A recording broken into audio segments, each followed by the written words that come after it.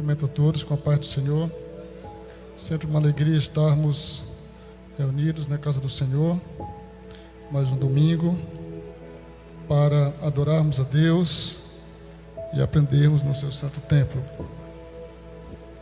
Convido-os a abrir a Bíblia para esta palavra, no livro de Atos dos Apóstolos, capítulo 4, a partir do versículo 15.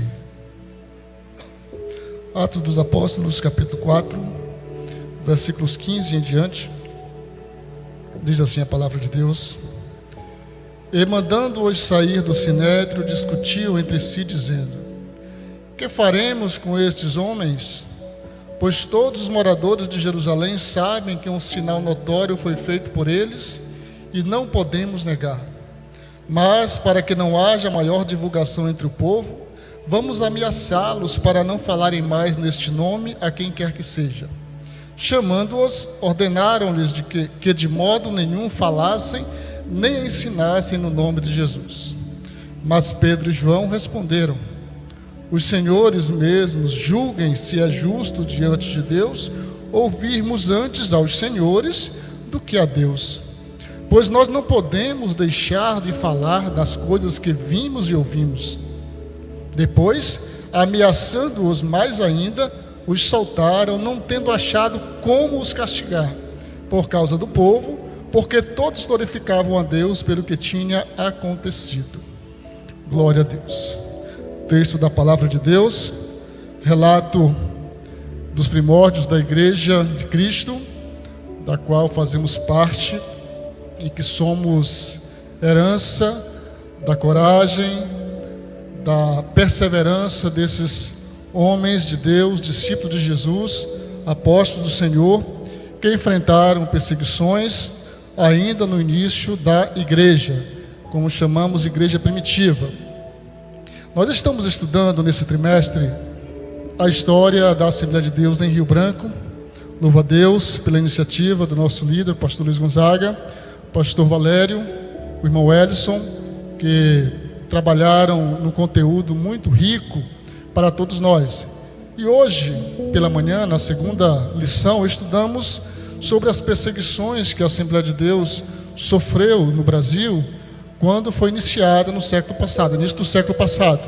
E o texto que lemos foi exatamente parte desse texto que acabei de ler, onde relata as perseguições que a Igreja de Jesus sofreu quando ela foi implantada e ali sendo estabelecida pelos apóstolos de Jesus.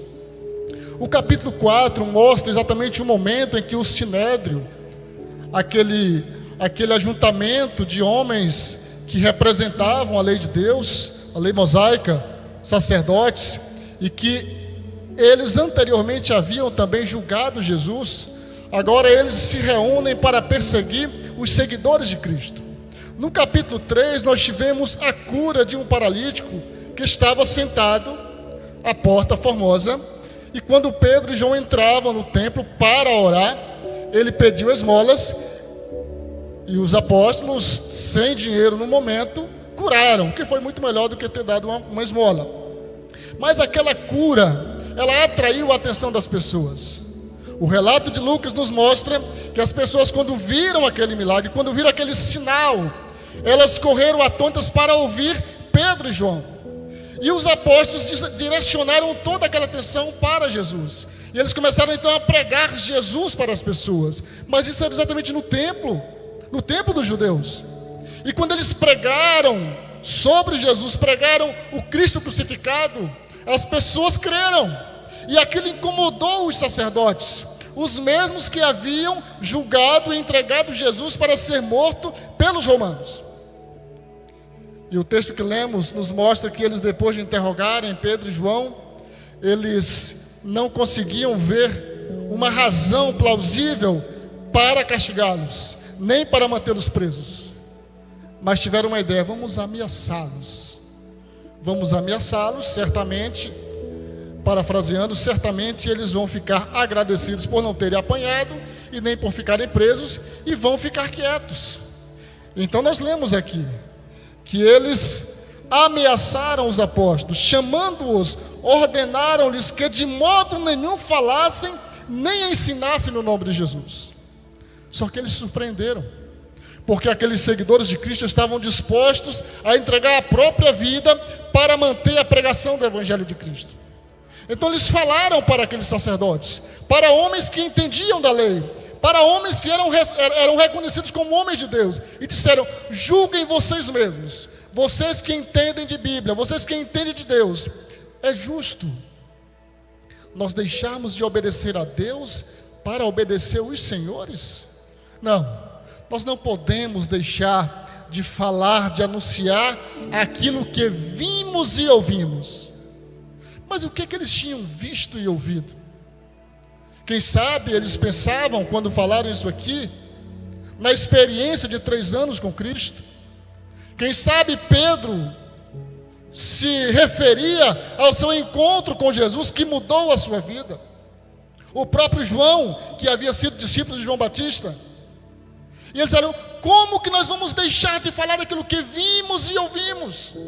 Viram durante 3 anos milagres de Jesus. Viram durante 3 anos o poder de Jesus manifestado claramente. Viram Deus entre os homens, como foi lido hoje em João capítulo 1. Como que poderiam agora deixar de falar, de anunciar aquilo que haviam visto e ouvido? E concluíram dizendo: mais importa obedecer a Deus do que aos homens. Glória a Deus. E é exatamente esta mesma igreja, este mesmo Espírito que movia esses irmãos aqui, que deve mover a mim e a você.